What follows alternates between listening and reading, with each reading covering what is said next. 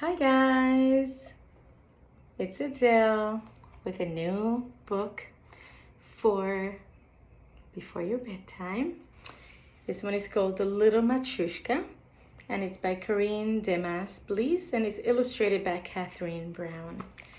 I'm really excited to read this to you guys. I hope you had a lovely day.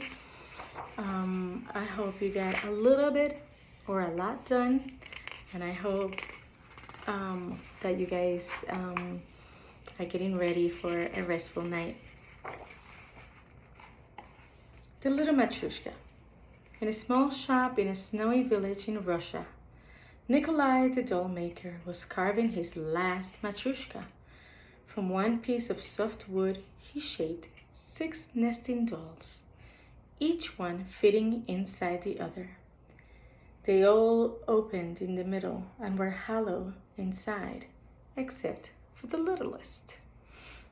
She was the size of a bumblebee, and she was made of the heart of the sweet-smelling wood. Nikolai painted each doll's black shining hair and black shining eyes. He painted each doll's red dress and yellow shawl.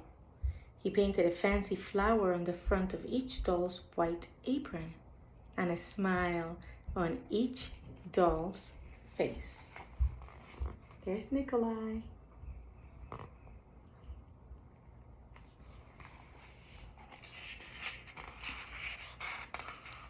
You are 6 sisters, he said, as he set them along the workbench in a line from biggest to littlest.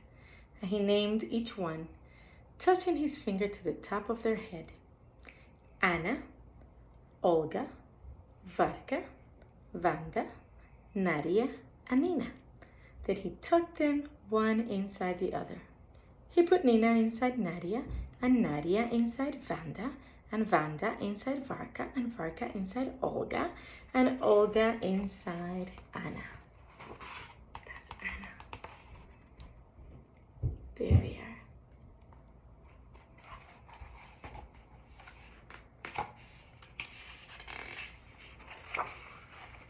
Anna had a pedestal base, so she could not fit inside any other doll. She had the fanciest flower on the front of her apron and the wisest look in her eyes. Goodbye, Anna, said Nikolai, and he kissed her forehead. Keep your sisters safe inside you, and may you find a happy home. Then he sent the Matryoshka off to a toy shop in America. On the long journey across the sea, Nina slept inside Nadia, and Nadia slept inside Vanda, and Vanda slept inside Varka, and Varka slept inside Olga, and Olga slept inside Anna. Anna kept her shiny eyes wide open.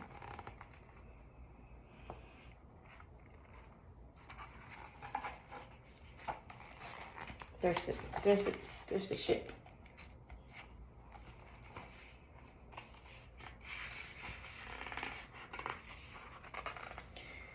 She saw only darkness until she was unpacked from her box at a toy shop in America. There were matryoshkas on the shelf by the front door. Some were bigger and some were smaller.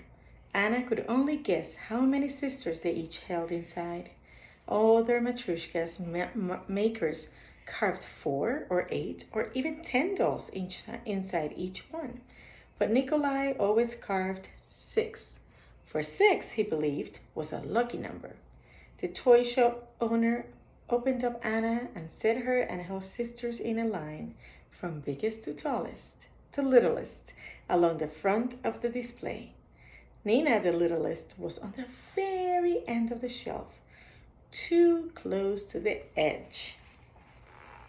It's the shop, and there they are, lined up right here along this shelf. I guess Nina ended up right at the end of the shelf right there. Dangerous place to be. One March day, the very end of winter, a shopper in a puffy coat brushed against the shelf and Nina was knocked right off.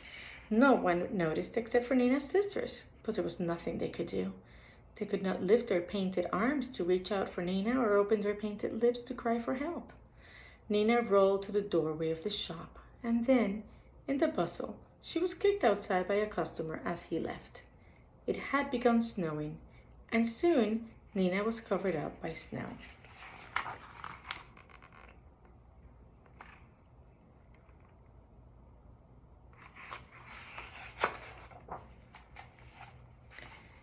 In the morning, the shopkeeper shoveled the sidewalk in front of the toy shop. Uh-oh. Nina was shoveled right out to the street. Later that day, the snowplow came and pushed all the snow into a pile. The pile was shoveled up into a dump truck. Nina nestled in the snow, so only whiteness.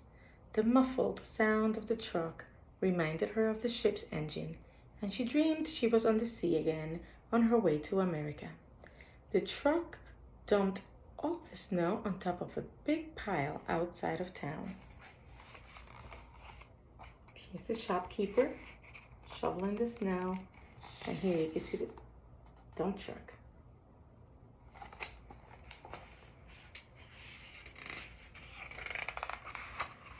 That evening, the shopkeeper discovered that the littlest Matryoshka was missing. He looked everywhere, but couldn't find her. So he put Nadia inside Vanda, and Vanda inside Varka, and Varka inside Olga, and Olga inside Anna. And he put the Matryoshka on the sale table. The next day, a little girl named Jessie came to the toy shop with the money her grandfather had sent for her birthday. She had seen the Matryoshkas on display in the store weeks before and longed for one. But now she found out they were all too expensive. She was just turning away when the shopkeeper pointed out Anna. "The littlest doll is missing," said the shopkeeper, "so I'll let you have that Matryoshka for half price." That's a deal, she thought.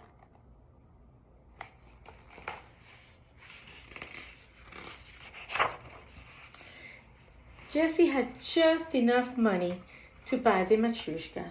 When she got home, she set the dolls along her dresser in a line from biggest to littlest. At night, she put a little ball of cotton inside Nadia so she wouldn't feel empty inside. Then she put Nadia inside Vanda, and Vanda inside Varka, and Varka inside Olga, and Olga inside Anna.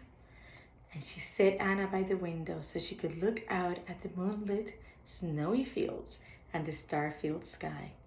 Anna kept her shining eyes wide open, watching for Nina, and remembered Nicholas's soft voice. "Keep your sister safe inside you."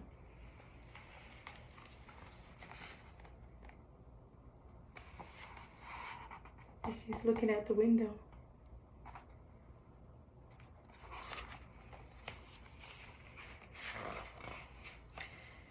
Nina spent the night in the snow pile. In the quiet of early morning, spring took the place of winter. The sun came out, and the great thaw began. The snow above Nina started melting, and soon she could see sunlight making its way through the icy crystals. By the next afternoon, all the snow around Nina had melted away. For a while, she lay in a little puddle in a pocket of snow. When that melted, she was carried along in a rivulet of melted snow down the hillside to a stream. Nina rolled and tumbled along in the current. She had glimpses of the sky and glimpses of the sandy bottom and glimpses of the rocks she whooshed past. A roar in the distance got louder and louder. It wasn't a truck or the engine of a ship. It was a waterfall. Suddenly, Nina was caught in a rush of water, and then she flew off into space and came down in foaming surf. She was pounded deep in the water, but popped up and was carried off downstream once again. There she is. She's made of very lightweight wood, so that's kind of good for letting her float along. The stream widened and branched in two. Nina traveled up one fork to an inlet. She floated gently along in the slow current. A great blue heron, back from the south now that the ice had melted, was hunting in the shallows. He spotted Nina and snapped her up. When he discovered she wasn't anything to eat, he flicked her away.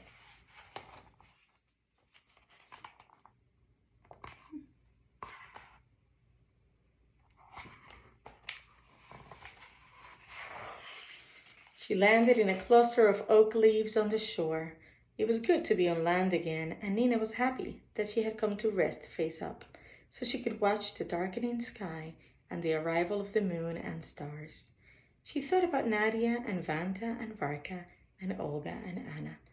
The face in the moon reminded her of Anna's face, round and wise, and she felt comforted.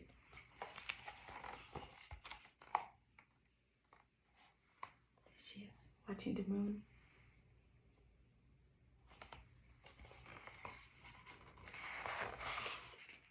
In the morning, a squirrel came foraging among the leaves. He mistook her for a nut, snatched her up, and dashed off with her to his nest in the eaves of an attic. When he saw that she was only a piece of wood, he shoved her out of the nest and she fell to the roof of the porch below. She rolled down the slope of the roof into the rain gutter and then tumbled down the copper drain pipe. There's the squirrel, figuring it out.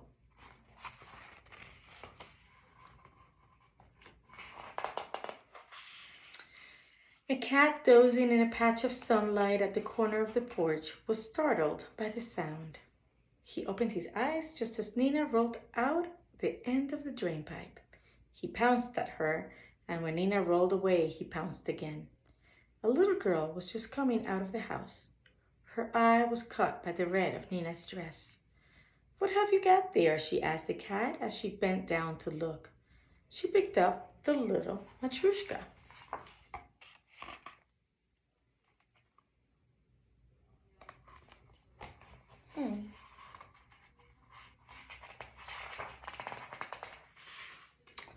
"Oh, you found us," she cried, for the little girl was Jessie. She ran upstairs to her bedroom. She wiped Nina carefully with a handkerchief and placed her in a circle with her sisters so Nina could see them all and they could all see her. How they rejoiced to be together again. That night, Jessie removed the cotton ball from Nadia. She put Nina inside Nadia, and Nadia inside Vanda, and Vanda inside Varka, and Varka inside Olga, and Olga inside Anna. "Now your sisters are safe inside you," Jessie said, and she kissed Anna on her forehead.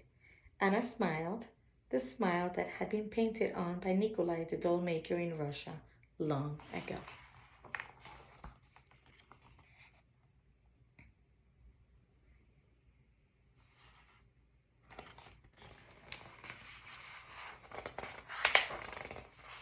And that's the end. And I have a surprise to show you. I want you guys to get ready for bed first. Tuck yourselves in, or maybe have someone else tuck you in and keep you nice and warm and toasty and nestled in. And I'll show you something because I'm going to get ready to get very busy tucking this little Matryoshkas in. Hang on.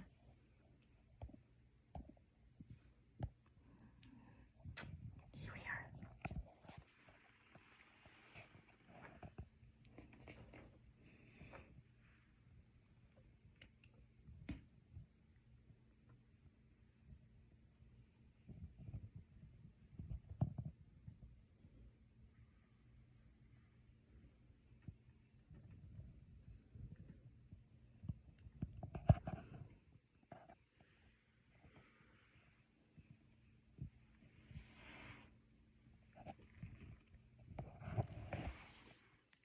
So I have my my work cut out. I gotta nestle them in, tuck them in, and say goodnight, and maybe kiss them on their forehead. So I hope you guys have a good night, and I will see you again tomorrow.